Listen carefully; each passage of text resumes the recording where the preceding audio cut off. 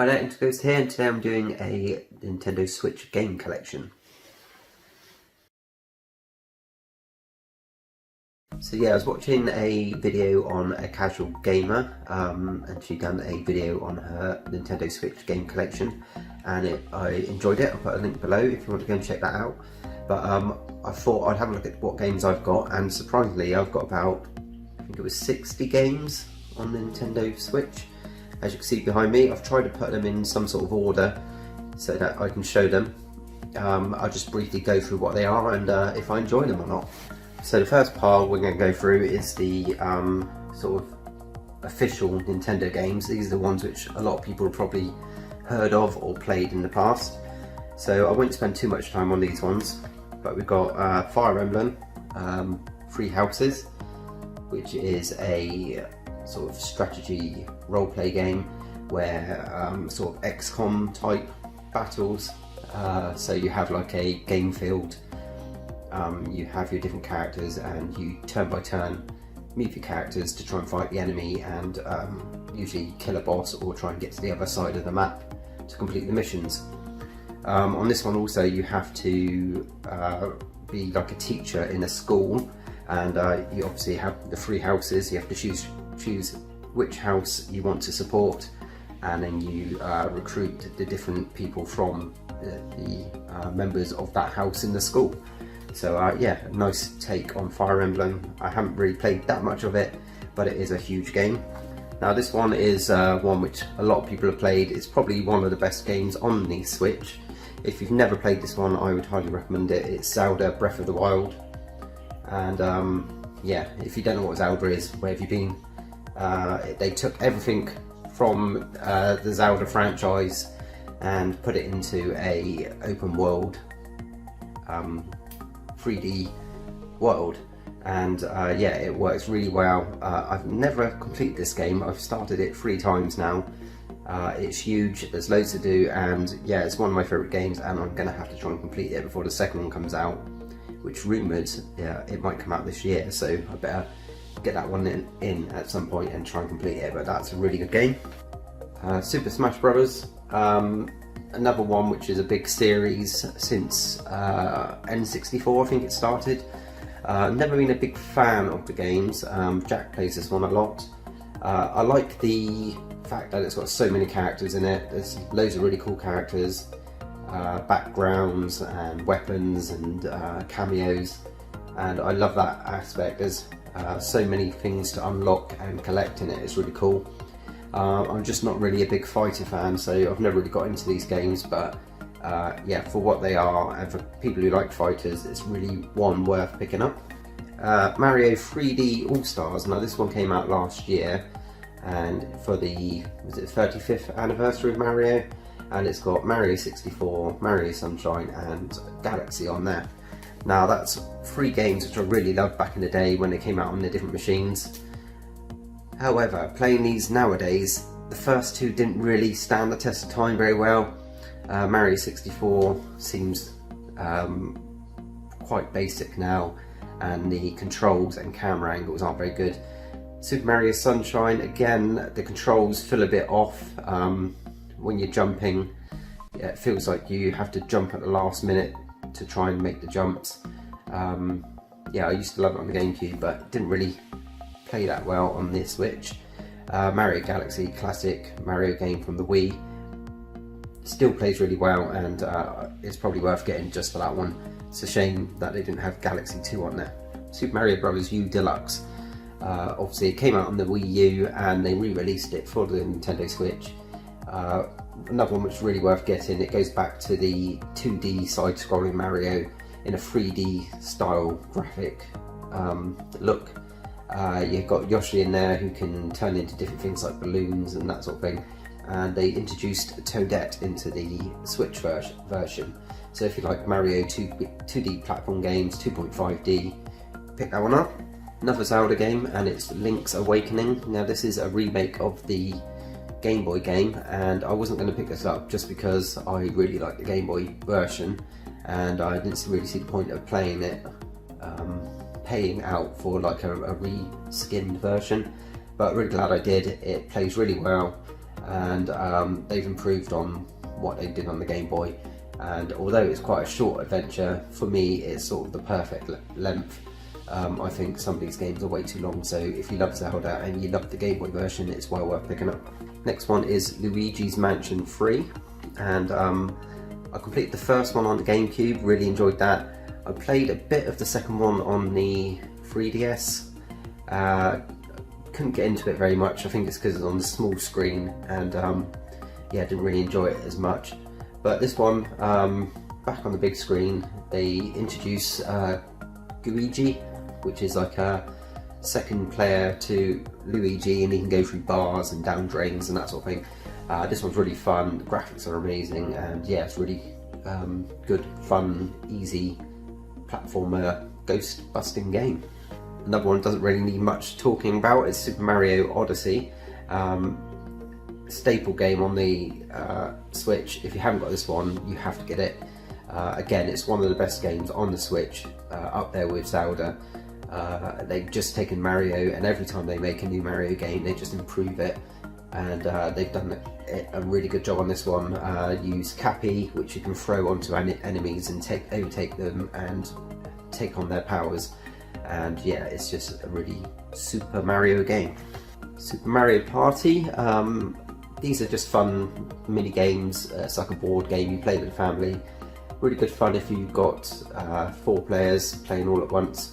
Like I said, it's just like playing a board game. You go around the board collecting stars, and then you do mini games to try and win more stars, and then at the end you see the overall winner. So yeah, just like the other Mario Party games, and worth playing. Super Mario Maker 2. I haven't really played much of this one. Again, this is one Jack plays quite a lot. I played the first Mario Maker quite a bit on the Wii U, and this one just improves on that. It's got more options, more different worlds. It's got Mario Brothers, Mario Brothers 3, Super Mario World, Mario Brothers U, and Mario Brothers 3D Worlds to make different levels with. So yeah, if you like making levels, it's a really fun little game. Mario and Rabbids Kingdom Battle. Now this is it's not a great game, but again it's quite fun. Again, it's sort of like an XCOM-y type game where you have to take it in turns to move your characters, and then they move their characters. I think if they made this more of just a Mario themed game rather than having the Rabbids in it, I think it would have been a lot better. I'm not really a big fan of the Rabbids games, but yeah, if you like turn-by-turn battling games, it's one. It's quite cheap now, so it's worth picking up. Mario Kart 8 Deluxe. Yeah, again, this was on the Wii U, so if you've already got it on there, you don't really need to pick it up on this one unless you like playing online. And yeah, Mario Kart games just really good ever since, well, they started really, but from Double Dash onwards, I think they got really fun to play, 3D. And yeah, one of the best ones. I hope they make a Mario Kart 9 going forwards in the next couple of years. But yeah, if you've not got this one and you like Mario Kart games, it's well worth picking up. So next ones we got are sort of open world type games, and the first one is Lego City Undercover. Now this is a game I had on the Wii U again, and it's probably the best Lego game you can get. So if you like Lego games, pick this one up. It's sort of Grand Theft Auto, but kiddie style with Lego figures.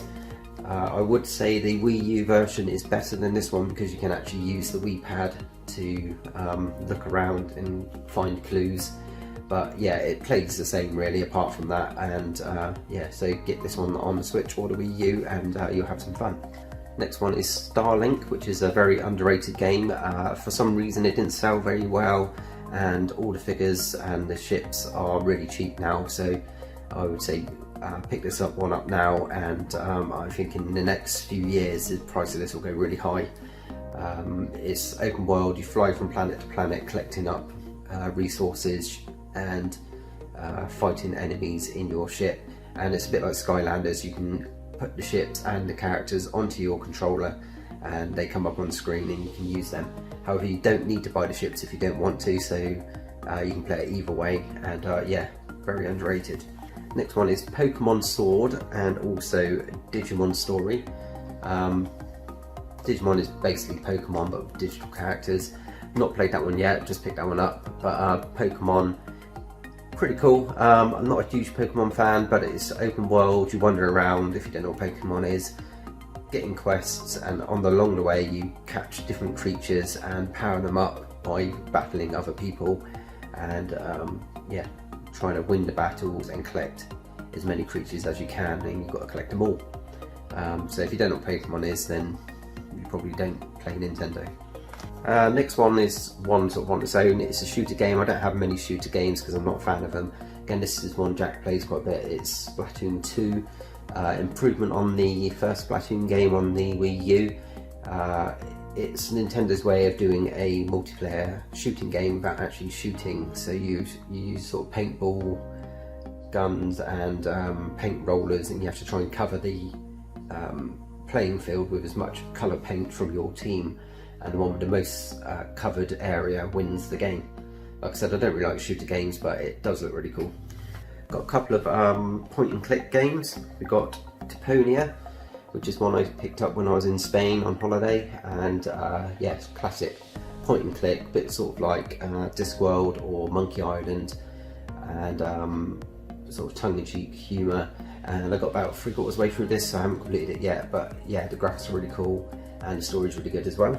And Leisure Suit Larry, Wet Dreams Don't Dry. Now, if you've ever played any of the old Larry games growing up, this one has gone back to sort of the original humour, and it's actually gone back to the original game set, so you can get Lefty's bar, and yeah, it's good fun, very crude humour, but well worth playing if you like the Larry series games. So next one, we got our puzzle games. We got World of Goo, which is originally just a download only game. This was made by Super Rare Games, so they take download games and make box versions of them. And yeah, so basically you have little goo blobs which you can connect together, and you have to do different puzzles to get the goo into like the pipe at the end, which sucks up all the goo. Very fun game, and not much more I can say about that. Moving Out. Now this is a really good one. It's not very good one player, but if you're playing it co-op with somebody else, basically you both have to take control of a character, and you have to move all the items out of the house. You've got a time limit, and you've got to try not to break the things, and you have to move them from different rooms into the moving truck. You throw stuff out the windows, you have different traps going off, and yeah, really cool little co-op 2-player game. Same sort of thing, this is Overcooked II. I played the first one. Second one, this is a lot harder, so if you find this one too hard, then I recommend playing the first one. It's a lot easier, but again, it's good in co-op. I think you can have up to 4 players on this one, and you get different orders, and you have to make things in the kitchen by chopping things up, washing them, washing plates, cooking them on the hob or in the oven, make sure they don't burn, put them together and get them out to the customers before the time runs out. So yeah, very funny multiplayer game. Tricky Towers, which is another one which used to be download only. This one, it's like a Tetris style game, but you have to build up towers and not let them fall over, and you're racing the other person to get to the line at the top of the screen. So you can't take too much time trying to balance the blocks, and so you're rushing, and if you place one block too much to one side, the whole tower falls down, you have to start again. So again, a really cool multiplayer game, party game. Leightons Mystery Journey. This is, I think it's his niece, Professor Layton's niece, so it's a different main character in the game. If you ever played any of the Layton games on the DS or the 3DS, it's very much the same sort of thing. I've got all the Professor Layton games, and I've never actually completed any of them. They're huge. This one I've been playing for quite some time, and I'm probably only about 3/4 of the way through this one as well. But it's one you can pick up and play and just do a couple of puzzles every so often. Right, so now we've got the RPGs. First one is Ni no Kuni, Wrath of the White Witch. This is a game that's really cool. I think it's going to be too big for me. I'm not really into really big, long RPG games, but I really like the art style of it. It feels like you're playing some sort of like manga, cartoon movie, The graphics are amazing, and the story so far has been really good. I've only played a couple of hours, but like I said, I'm not sure if I'll get much further into it because I've just not got the time to. Saturday morning RPG, not one I've started yet, but I just thought it looked really cool. Obviously based on Saturday morning TVs like I know Transformers and He-Man and Marvel and that sort of thing. So looking forward to giving that one a go. These two sort of go together. We got the Banner Saga Trilogy and Ash of the Gods Redemption. Made by the same people and very similar type games. Again, it's a turn-based thing, so you move your characters, they move theirs, and you have to have fights. This one is all set in Viking times. I think this one is just sort of like a fantasy setting. This one, obviously the trilogy, it's got all 3 games on it. I've played through the first one, haven't played the other 2. So once I've done all 3, then I can talk about it a bit more. I've had a quick go on that one just to see what it's like, and yeah, very cool games if you like turn-based strategy games. And Immortal Phoenix Rising, now this is one which I picked up on a whim. Didn't think it's going to be much good. Reviews gave it really low scores, but I found this really cool, really fun. It's pretty much a Zelda clone. It's sort of Zelda cross between Assassin's Creed or games like that. So you've got your main character, which could be a girl or a boy, you customise it, you go around, it's all set in Greek mythological times, so you've got all the different gods and monsters, and you have to go into different portals and to get different powers, and as you go through the game you gain more powers to lift blocks up and you know, shoot fire and things like that. So it's very much a Zelda rip-off, but if you like Zelda, you're going to love this one as well. Completed this one, and I'll probably do a finisher video on that at some point. Next one is sort of fighter-ish games. We've got Astral Chain, which I've not actually played yet, but I think it's a side-on 2D or 3D style 2D fighting platform game. Like I said, I haven't played it yet, but I've heard good things about it. Streets of Rage 4, which is following on from the other 3 Streets of Rage games which were on the Mega Drive. They bring back the old characters, but they've done up all the graphics, and I don't think it's going to be much good just because, you know, we like what we like and we like the old retro style. But played this through, completed it with Jack, 2-player, and it's really good fun. It feels like playing the old game, just with better graphics and sound. So yeah, if you like the first 3 games, you'll love that one. And Mortal Kombat 11. Now, I've never been a fan of fighting games, and Mortal Kombat, I just think the moves are a bit tricky compared to sort of like Street Fighter, where you know, you just rotate the stick and press a button, whereas on Mortal Kombat you sort of have to go down, down, up, left and push a button, that sort of thing.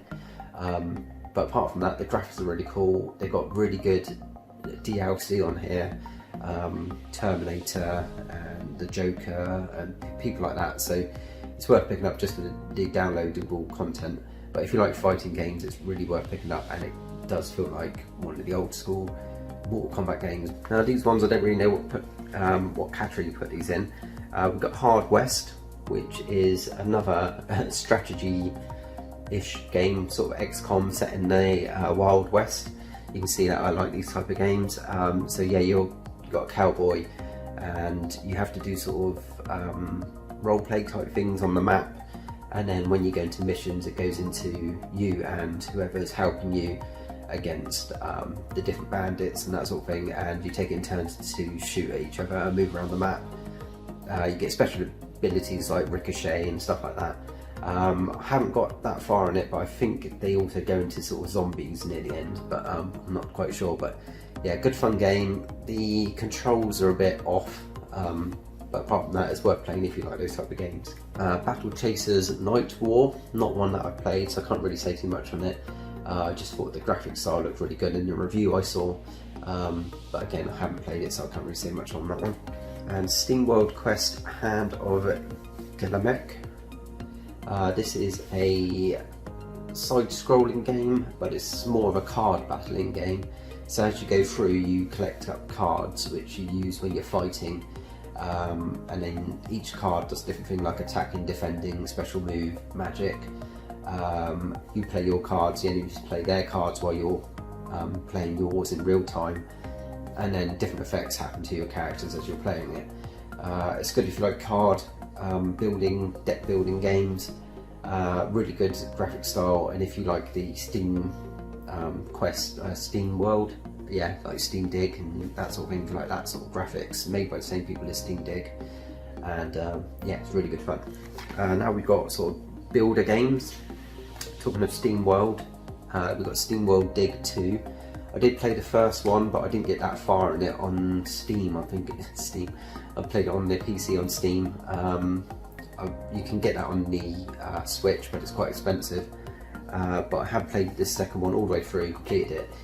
Really good fun game. You have to dig down into different mines, collecting up minerals, fighting monsters, that sort of thing, and then you come back up to the top, sell your jewels and minerals off, and you can update your character, who's like a little mech robot, so you can jump higher, dig through harder walls, fly around and that sort of thing.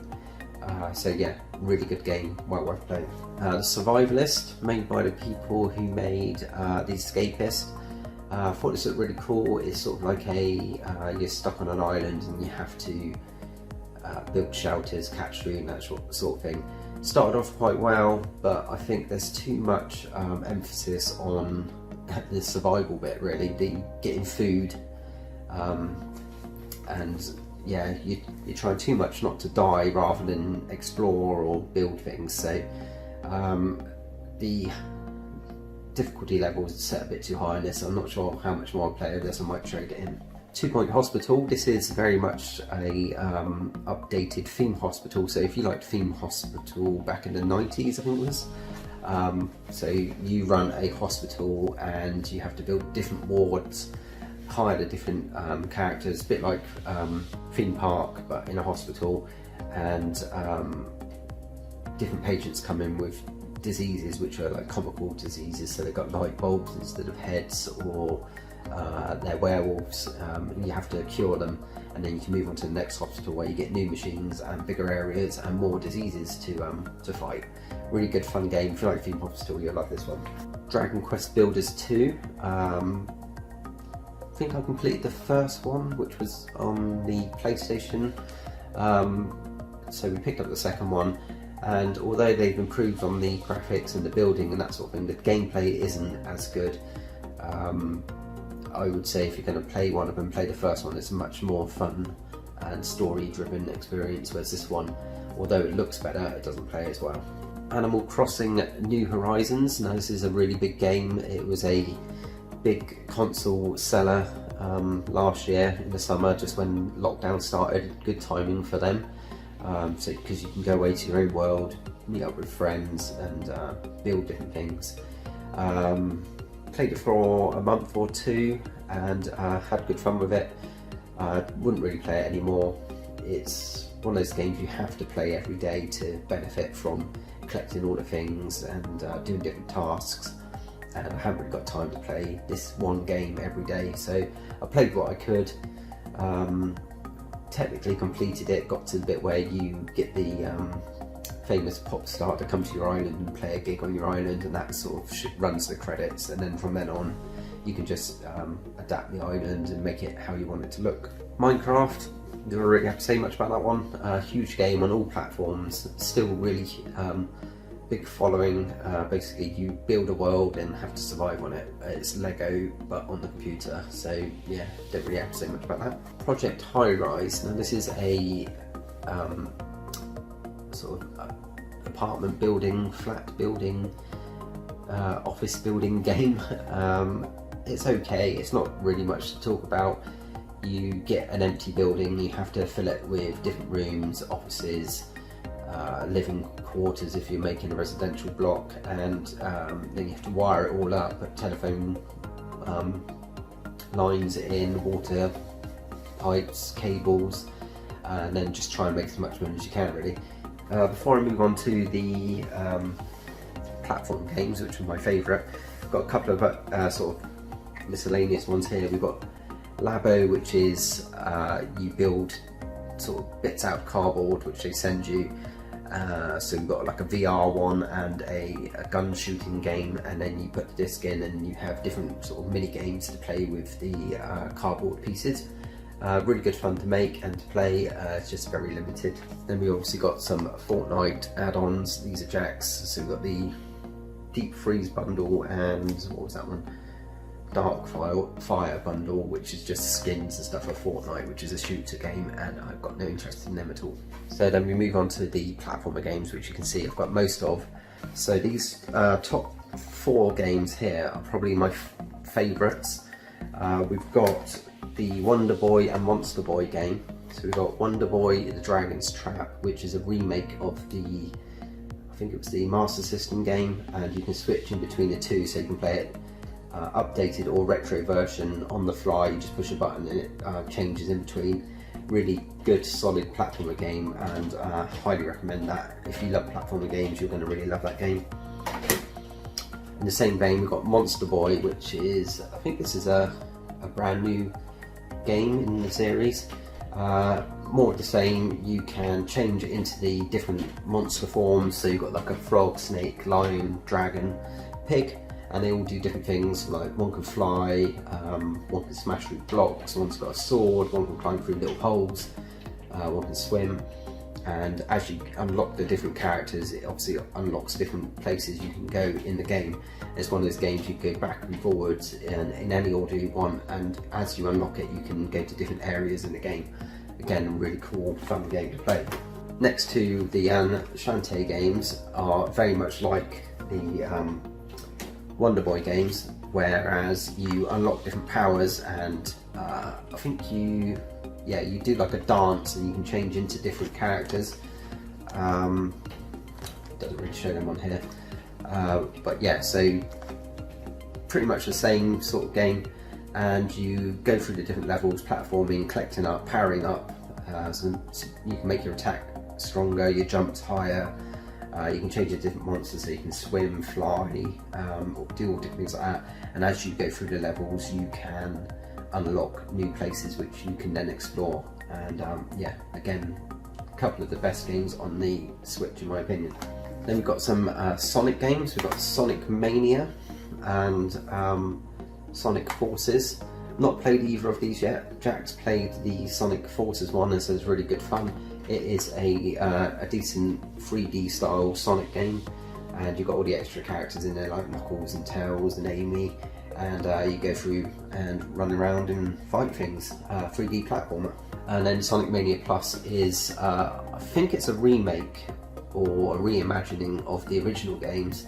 So you've got a lot of the similar type levels, like the Green Hill Zone, the Casino Zone, but I think they've done new layouts for all the different levels, so it feels very nostalgic, but it's a whole new set of levels to go down. So if you like Sonic, well worth picking up. Child of Light and Valiant Hearts, it's a double pack. Play Child of Light, it's a platform game where you're this girl and you're jumping around, you have like a little ball of light following you around. Very good art style, but really couldn't get into the game. Valiant Hearts is a story-driven puzzle game set in the war times, and it's got a really nice story to it. Almost completed it. I'll do a finisher on that one, but the art style is really cool, and it's got a really sort of heartfelt story of people from different countries working together in the war. And the bonds they make, and yeah, and some of the puzzles are really good. Next we've got Shovel Knight Treasure Trove. Now this is the original Shovel Knight game, but with all the extras on there as well. So it's got like 5 extra games on there, where you can play as different characters. I think you can play as some of the bosses as well.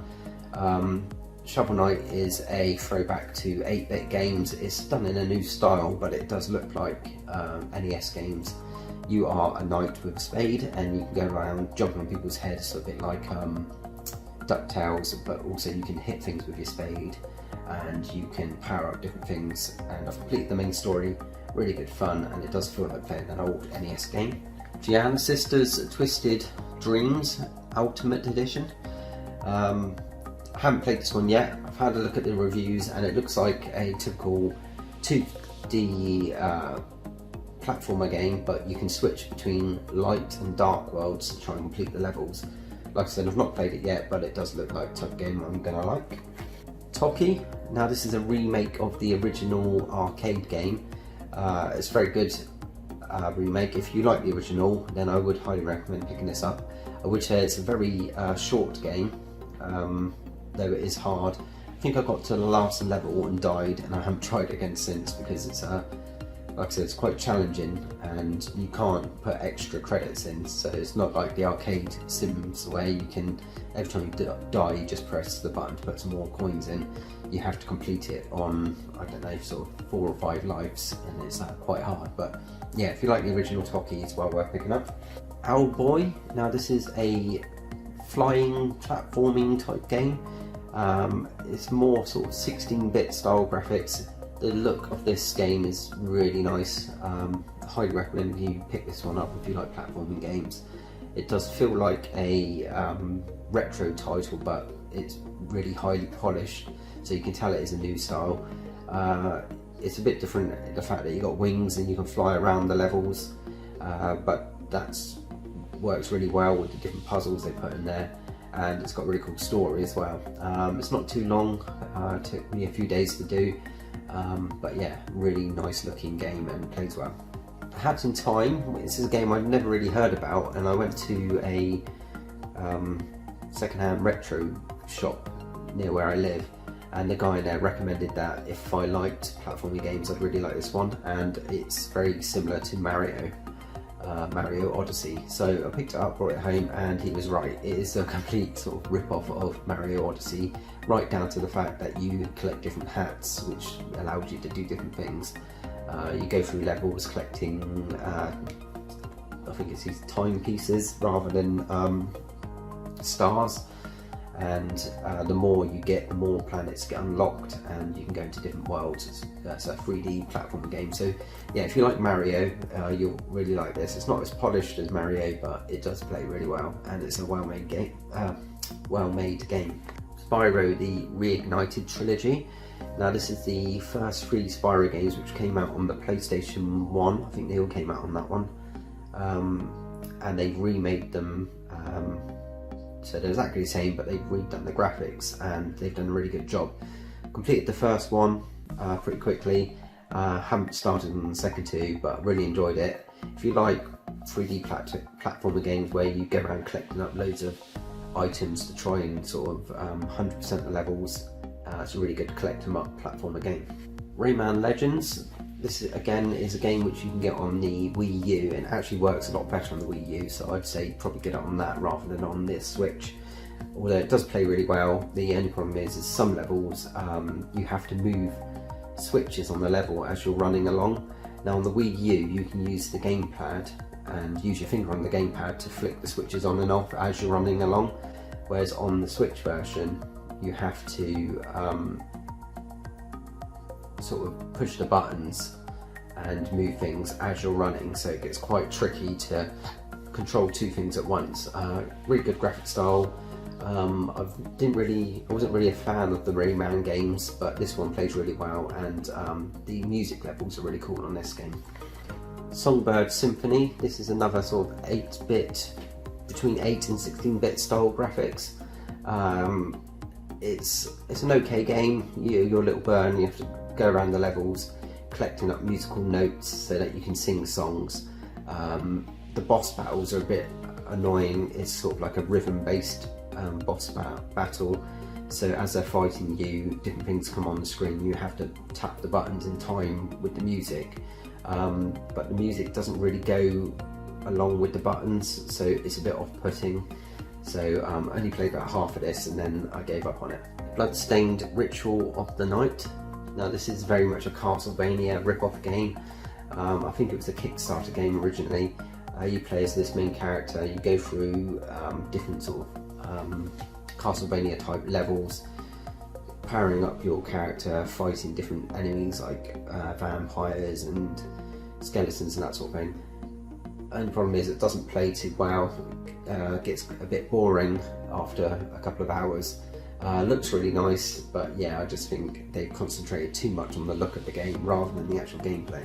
Finally, Flipping Death, which is a platformer game, very unique.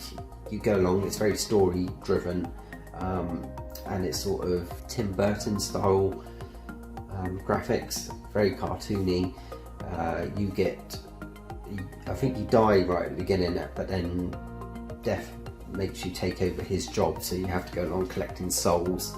But it's sort of like a puzzle game as well. You have to try and find out what different souls require to pass into the afterlife, and then find those things by taking over people's bodies, who then can do different abilities. Like if you take over a strong man, he'll be able to pick up a car and move it out of the way so you can get to another part of the level and that sort of thing. Quite fun. Haven't completed it. Got a bit repetitive after a few hours, but yeah, if you want something a bit different, puzzle platformer type game, then I would say pick that one up. It's very cheap and worth a play. So there we go, that's all 60-ish games that I've got. Let me know below if you've got any of those, or if you're interested in any of them. Let me know if there's any there which aren't there, which you've got, which you think are worth playing on the Switch. I'm always looking for recommendations of some good Switch games. Also, if you have a Switch collection, then if you make a video and let me know about that, I'd love to see that. And also head over to A Casual Gamer, check out her channel as well, and her video, links below, and I'll see you in the next video. Thanks for watching. Cheers.